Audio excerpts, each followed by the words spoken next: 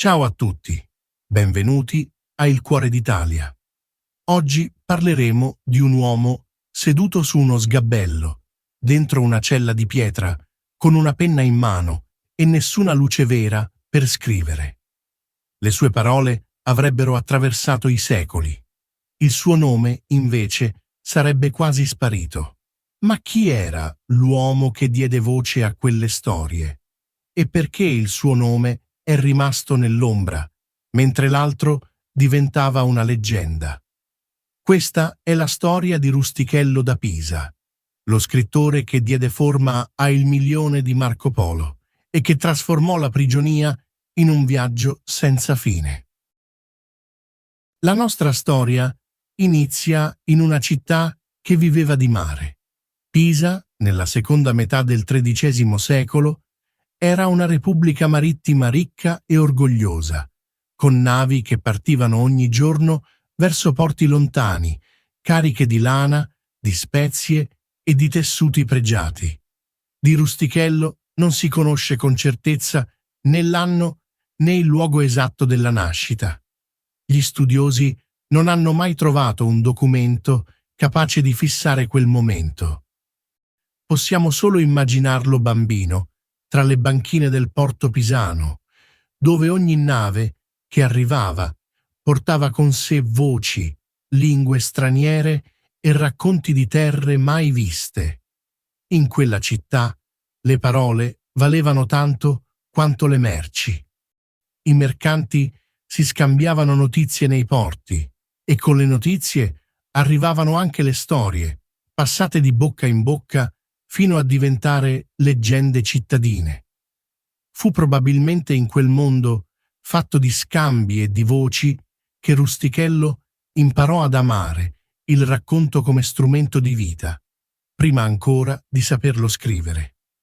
A Pisa, in quegli anni, circolavano anche i romanzi cavallereschi francesi, storie di cavalieri, di re e di imprese leggendarie che arrivavano dal nord insieme alle merci e ai viaggiatori.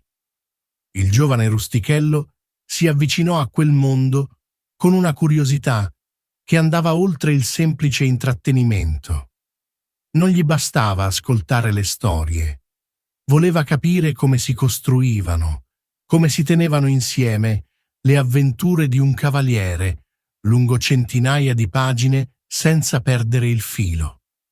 Studiò il francese con attenzione, forse proprio osservando i testi che arrivavano dai porti del nord, copiandone le frasi per capire il ritmo di quella lingua così diversa dalla sua.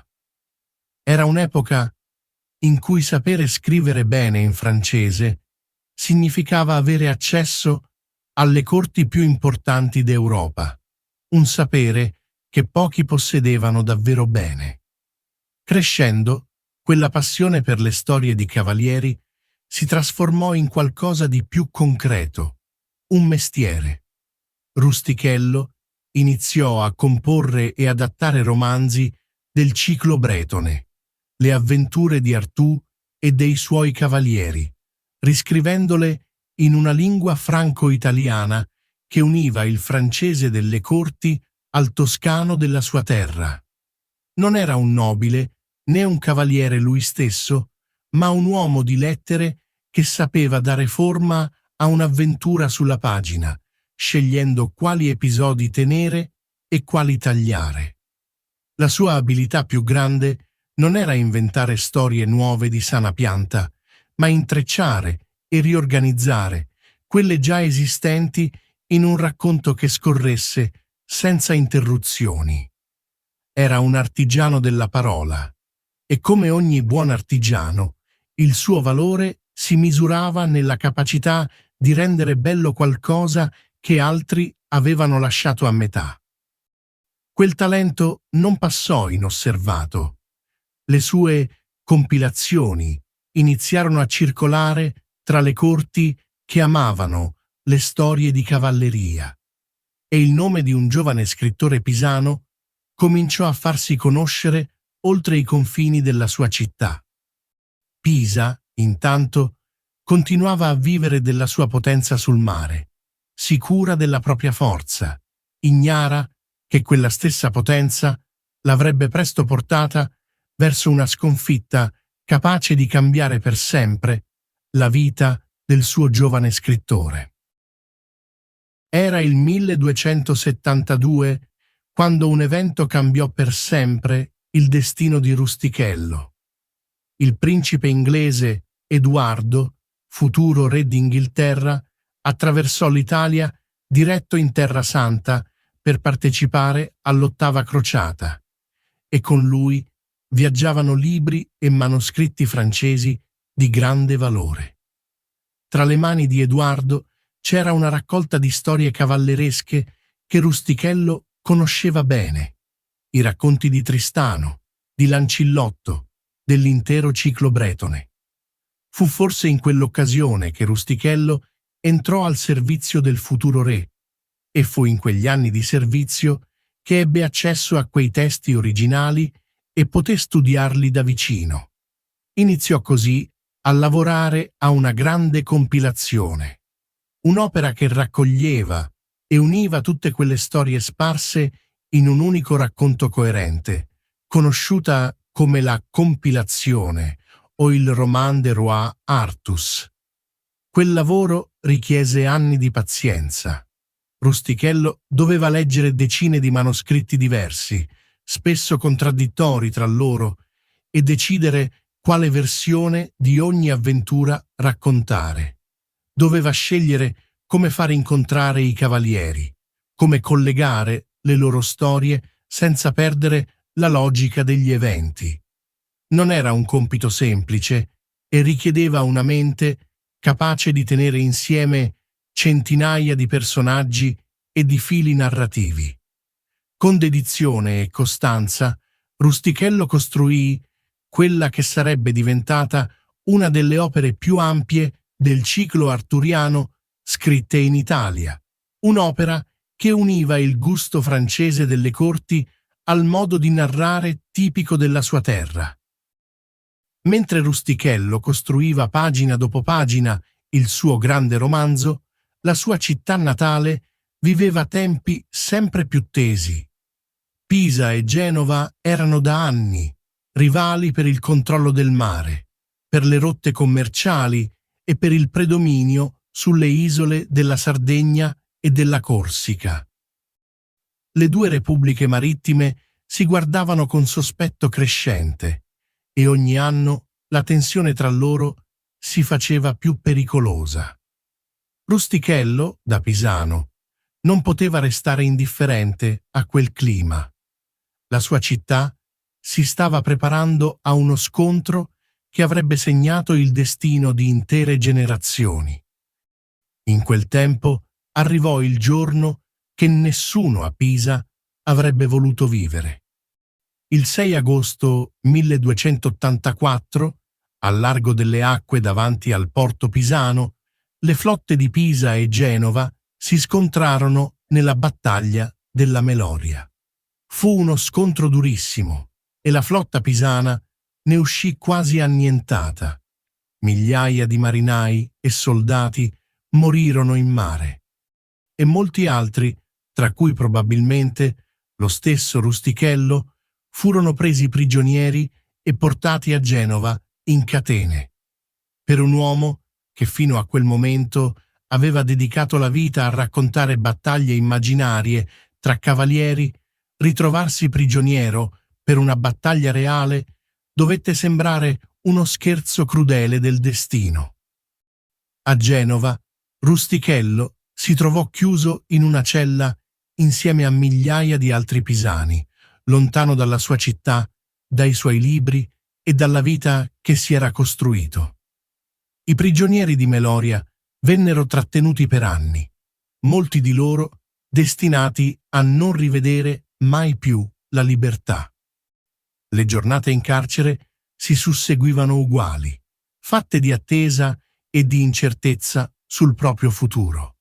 Eppure, anche in quella condizione, Rustichello non smise di essere uno scrittore. La sua mente continuava a lavorare, ad aspettare, quasi sapesse che un giorno qualcuno sarebbe arrivato con una storia degna di essere scritta.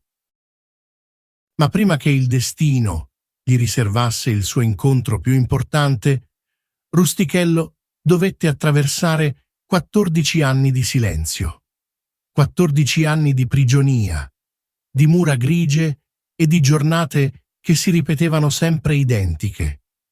Rustichello era ormai un uomo diverso da quel giovane scrittore pieno di ambizioni. La prigionia lo aveva segnato, ma non gli aveva tolto la capacità di osservare il mondo intorno a sé e di trovare storie anche nei luoghi più bui. Fu proprio in quella lunga attesa che il destino gli riservò l'incontro che avrebbe cambiato per sempre il significato della sua vita. Verso la fine del 1298, le porte del carcere genovese si aprirono per nuovi prigionieri. Tra loro arrivò un mercante veneziano, catturato dopo una battaglia navale contro la stessa Genova. Si chiamava Marco Polo e portava con sé qualcosa di ben più preziosa delle catene che lo legavano: la memoria di un viaggio durato più di 20 anni, attraverso terre lontanissime fino al cuore dell'Asia, alla corte del grande Kublai Khan. Rustichello, da scrittore esperto di racconti d'avventura, riconobbe immediatamente nel nuovo arrivato qualcosa di straordinario. Quell'uomo non parlava di cavalieri immaginari, parlava di luoghi reali, di popoli mai sentiti nominare, di ricchezze e meraviglie che sembravano uscite da un sogno. Le notti in cella divennero diverse da tutte le altre. Marco Polo raccontava e Rustichello ascoltava con l'attenzione di chi per anni aveva studiato come si costruisce una storia perfetta. A poco, l'ascolto si trasformò in qualcosa di più. Rustichello iniziò a prendere nota di quei racconti, a dare loro una struttura, a scegliere come ordinare le 1000 avventure che il mercante veneziano gli affidava. Non era un compito facile scrivere in quelle condizioni, con poca luce e pochi strumenti, ma la determinazione di entrambi gli uomini superò ogni difficoltà materiale. Rustichello metteva a frutto tutta l'esperienza accumulata con i romanzi cavallereschi, dando alle parole di Marco Polo un ritmo narrativo capace di catturare chi le avrebbe lette.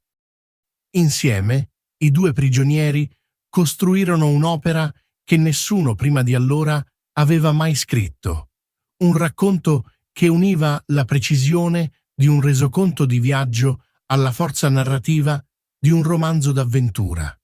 Rustichello scelse di scrivere in lingua d'Oïl, la stessa lingua francese che aveva studiato da giovane, perché sapeva che quella lingua avrebbe garantito al libro la massima diffusione possibile nelle corti d'Europa.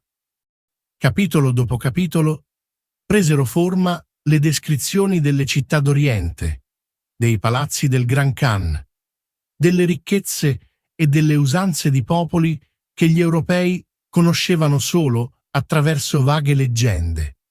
Il libro, che sarebbe diventato noto come Les Divisaments du Monde e più tardi come Il Milione, nasceva pagina dopo pagina dentro quelle mura di prigione. Quel lavoro comune trasformò la prigionia in qualcosa di diverso da una semplice condanna. Per Rustichello, dare forma alle parole di Marco Polo significava tornare a essere ciò che era sempre stato: un narratore capace di trasformare voci ed esperienze altrui in un racconto che potesse attraversare il tempo. Mentre fuori dalle mura del carcere il mondo continuava la sua guerra tra repubbliche marittime, dentro quella cella stava nascendo un libro che avrebbe raccontato l'Oriente all'Europa intera, cambiando per sempre il modo in cui il continente avrebbe guardato verso il resto del mondo. Nell'estate del 1299 le porte del carcere genovese si aprirono finalmente per Rustichello. Un'amnistia generale restituì la libertà a migliaia di prigionieri pisani, dopo trattative e scambi che erano durati per anni. Della vita di Rustichello, da quel momento in poi, si sa molto poco. Non si conosce con certezza dove trascorse i suoi ultimi anni, né l'anno esatto in cui chiuse gli occhi per sempre. Di lui, come della sua nascita, rimane solo il mistero di un uomo che preferì lasciare il proprio nome nell'ombra del racconto che aveva creato per un altro. Eppure, il libro che aveva scritto in quella cella non si fermò con la sua libertà. Iniziò un viaggio tutto suo. Copie del testo si moltiplicarono rapidamente in tutta Europa, tradotte in latino, in toscano, in veneziano e in molte altre lingue del continente. I copisti modificavano spesso piccoli dettagli, aggiungevano o toglievano episodi, ma il nucleo del racconto restava sempre quello costruito da Rustichello in carcere. Una struttura capace di trasformare un resoconto di viaggio in un'avventura indimenticabile. Persino il titolo con cui il libro divenne celebre, Il Milione, nacque da un soprannome, quello della famiglia di Marco Polo, forse derivato da un antico Emilione. Quel testo, nato dalla collaborazione tra un prigioniero pisano e un mercante veneziano, finì per ispirare generazioni di esploratori. Mappe disegnate sulla base delle descrizioni contenute nel libro guidarono navigatori che, secoli più tardi, avrebbero cercato nuove rotte verso l'Asia, immaginando di poter raggiungere le stesse terre meravigliose raccontate da Marco Polo. Senza il lavoro paziente di un uomo capace di trasformare ricordi sparsi in un racconto coerente e avvincente, quelle storie sarebbero forse rimaste solo parole pronunciate in una cella, perdute per sempre con il passare del tempo. Ancora oggi, in biblioteche italiane ed europee, gli studiosi continuano a scoprire manoscritti antichi di quell'opera nata in carcere, conservati per secoli tra pagine ingiallite senza che nessuno ne conoscesse davvero il valore. Ogni nuovo ritrovamento riaccende l'attenzione su quella collaborazione nata tra le mura di una prigione genovese e restituisce a Rustichello da Pisa un pezzo del merito che gli appartiene. Da qualche parte, in uno scaffale silenzioso, una pagina scritta dalla sua mano racconta ancora il mondo a chi ha la pazienza di fermarsi a leggerla. Così finisce la nostra storia di oggi. Un uomo, una penna, una cella di pietra e dall'altra parte un compagno di prigionia che aveva visto il mondo intero e non sapeva come metterlo in parole. A volte la storia più importante non è quella che si vive, ma quella che qualcun altro sa raccontare per noi. Rustichello scelse di non firmare con il proprio nome quel libro destinato a cambiare l'Europa. Eppure ogni pagina porta la sua mano, il suo ritmo, la sua arte di tenere insieme un racconto senza farlo cadere. C'è qualcosa di profondamente umano in chi sceglie di prestare le proprie parole a un'altra voce, sapendo che il merito andrà altrove. E forse è proprio in quel gesto silenzioso, fatto dentro una cella senza testimoni, che si nasconde una delle forme più pure di grandezza. Se anche tu ami l'Italia e vuoi scoprire le storie che rendono unico il nostro paese, resta con noi.